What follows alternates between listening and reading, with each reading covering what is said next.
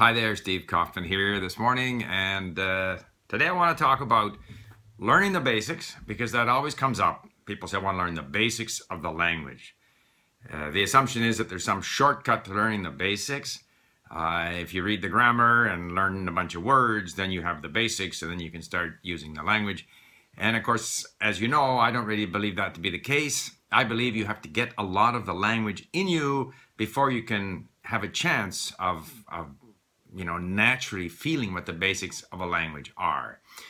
And therefore, I think that the fastest way to get to the basics, to, in a way, break the back of, to make a breakthrough in becoming familiar with a new language, is essentially what I've been doing with Turkish, using the mini stories. So I want to kind of show you a bit of that in, on the screen here. But the basic principle is that, I've been at Turkish now for 10, 12 days. I think Wednesday, today's Monday, Wednesday it will be 2 weeks. And so on Thursday, I will do sort of a summary of my first 2 weeks on Turkish. That is, I knew nothing about Turkish, nothing. And then, where am I after 2 weeks? Well, first of all, you will see that I have gone through all 60 mini stories. Basically, that's what I've done. I've explored a few other content items, but I've basically stuck to the mini stories. And as I will show you, the early mini stories, because I keep on going back and going back, I've listened to them 10, 20, 30 times, whereas the, story 50, story 60, I've listened to once or twice. So obviously in stories 1, 2, 3, 4, 5, 6, also I've read the first story 6, 7 times. The more recent stories, I've read them once or twice. So obviously I become more familiar with the early stories. However, the key thing is that in doing these mini stories, stuff repeats. And so words, verbs, phrases, expressions that first make their appearance in the early stories, they show up later on again and again. Because there is a lot of repetition in these mini stories. There is a lot of repetition within each story, because it's told twice, and then there are questions about the story with the answers provided. But also because the stories focus on the most common verbs, and also some of the most common, on the other hand, and because, and sort of conjunctions, these also repeat a lot. So what happens, what I'm finding is that I am getting exposed to essentially all of the structures of the language. I have some questions about the structures of the language. I have skimmed a grammar explanation of how things work in Turkish. Didn't really stick that well, but it made me a little more aware of the kinds of things that I would come across. And now I've been coming across them, how they form the future, how they form the past tense. I've seen these over and over again. The fact that, whereas we say before something, they say something önce. So that before comes afterwards, or sonra, after. So these would show up after what it is after. So you get used to this. So rather than having an explanation about word order, which doesn't relate to anything we're familiar with, I have now become familiar with a lot of things in the language, and now I'm more curious to read up on it just to confirm the things that I have come across. So really the repetition in the stories is not only a repetition of vocabulary, it's a repetition of tenses and grammatical aspects, and it's a repetition of certain phrases. And so if kadar means until, but ne kadar means how much or to what extent. So you come across, phrases that encompass certain words where if you just learned the word, you wouldn't have had the same exposure to the phrase that includes that word. So in all of these ways, I'm really getting a handle on the basics of the language. And the other thing about it is, it's relatively easy to keep doing because it's fairly mechanical. So today I'm going to listen to stories 30 and 40, which of course I don't understand very well. So then I'm motivated to go in and read again stories 30 to 40. I've read all 60 stories, so there are no more blue words, but there are lots of yellow words. But the yellow words in the later stories, there might be 80 yellow words and phrases that I have saved, links. Whereas in the early ones, there might only be 20. When I get those down to about 10, then I go in and review those stories just going through the flashcards, because I've isolated those words and phrases that continue to escape me. I just can't remember them.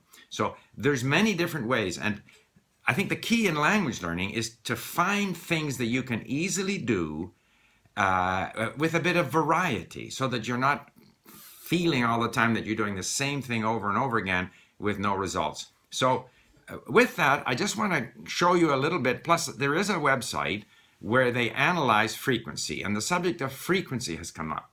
And it's important to remember about frequency, that frequency drops off very quickly. And so therefore, the idea that you can sort of seamlessly continue to find material that's just that little bit more difficult is not realistic. You can have a high degree of repetition of very high frequency words. And I mean, if they say that the first 500 words accounts for 60%, or the first 1,000 words accounts for 70% of any content, in the mini stories, as I will show you, in English at least, where I can count them, I have counted them, there's 17,000 words. So probably in most languages, there's something in that range of 15, 16, 17, 18,000 words. So if the most frequent words account for 70% of that, that means that the most frequent 1,000 words, the most frequent of those will appear, I don't know, 1,000 times, several thousand times. And the least frequent will appear once or twice, all within that first 1,000 word list. And I'm going to show you that as well. So that the frequency list, I don't see that, other than being aware that the frequency drops off very quickly, and B, that any content you use to learn from will necessarily have all of the high frequency words that you need, so that you don't necessarily need to focus in on the high frequency words. You just need to expose yourself to relatively easy content and do it over and over and over again. Now, let me show you that on Link. Hi there. Now, let's see how this is going to work. Okay, so as I said, I have experimented with a few other content items, but basically I've stuck with the mini stories. And so let me just takes a little while to open here when I'm in Loom for some reason. So let's first of all look at my playlist. So the playlist, let's go back here and go to the playlist. So, you know, you will see that story 1 here, let's see if I can make this thing work. Story 1, I have listened to 29 times. But, okay, now you go there. What happens here? Gosh, now it won't move. Okay, done. There we go. Whereas, very quickly, it's like any frequency thing, you know, story 3, 19 times, 12 times, 11 times. And so as I get further up here, I have listened to a few other things, but story 30, 40, or 38, 39, I've listened to twice. So that's an indication of and here are these other stories. I haven't sort of listened to most of them that much. So that I have this tremendous opportunity to get to know these other stories better. If I showed you how often I've read them, it wouldn't be quite as dramatic, but story 1 would be, in fact, I can show you that. Well, it doesn't really matter. Story 1 I would have read 6 or 7 times, and story, 50 I've read once or twice. So that's in terms of the level of my activity.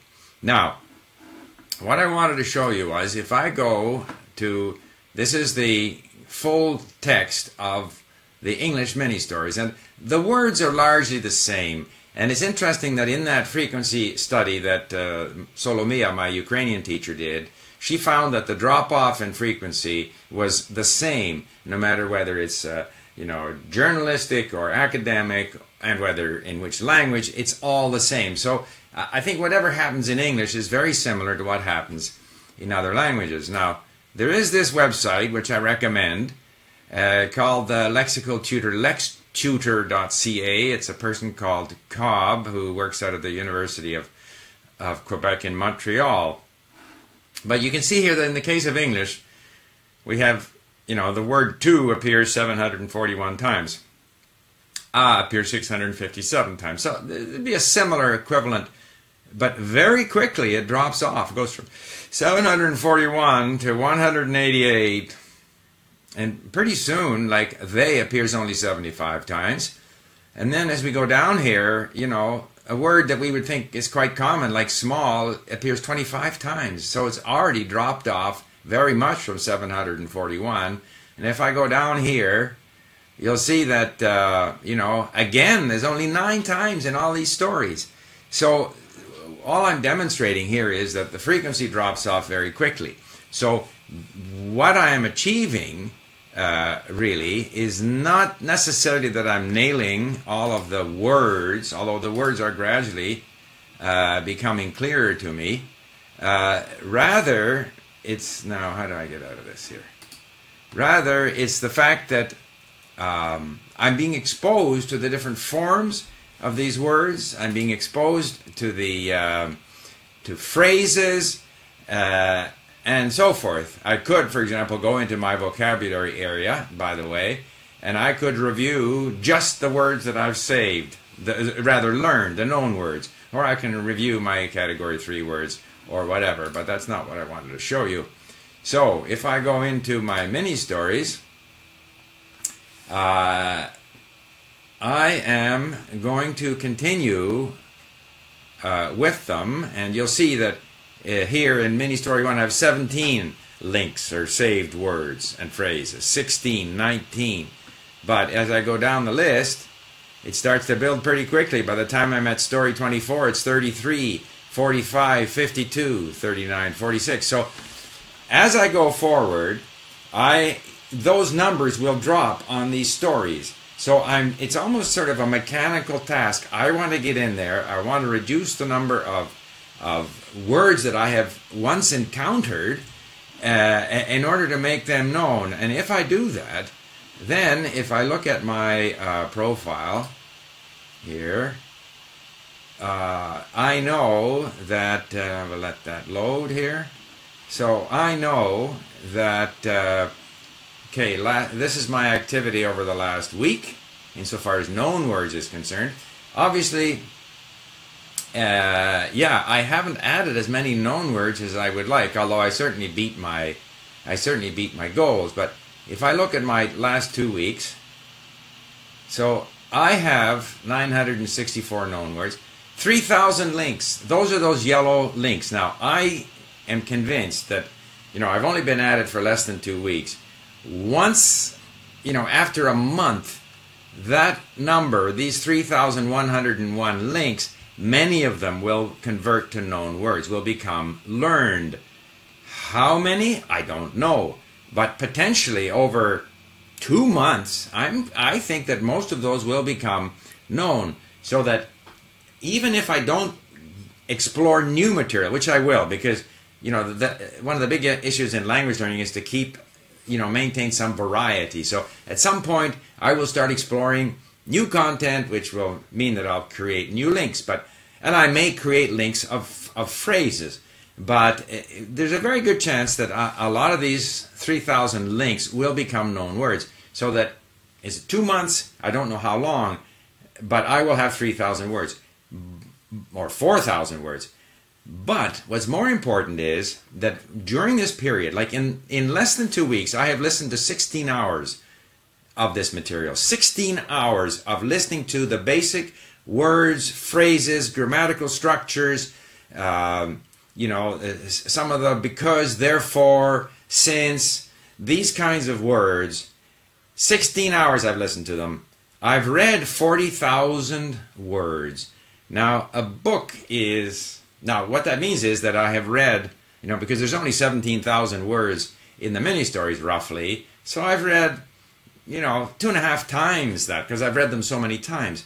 But by the time I'm done, even done with the mini-stories, I will probably be closer to 100,000 words of reading and maybe 50 hours of listening, and I'll have all these known words so that the basics of the language, the basic structures, I'm coming across them all the time. The future, the would, the so-called modal, would, I had to, all of these things are showing up.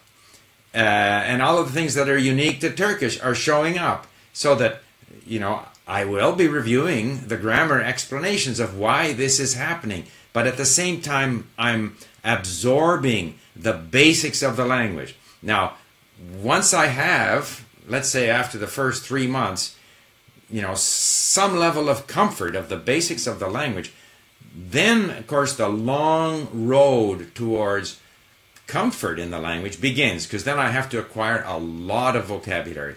But even with what I have now, there are, in any language, words, related words, words that change. So you achieve this level of familiarity. In other words, the basics. I don't nail down the basics. I can't produce them. At some point I have to start speaking, and I will.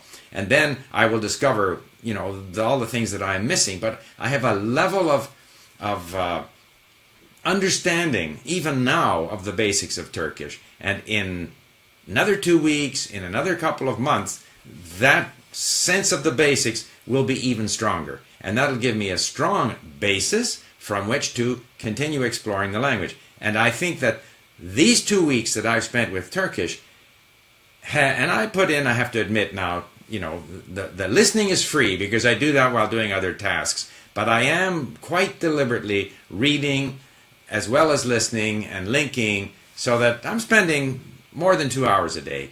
However, if during the same 2-week period I had gone to a university Turkish course and had even, a lesson a day, so I would have also spent that much time, I would not be as far ahead. So therefore, I very much recommend this as an approach to mastering the basics or achieving a breakthrough in the basics of a new language. So there you have it.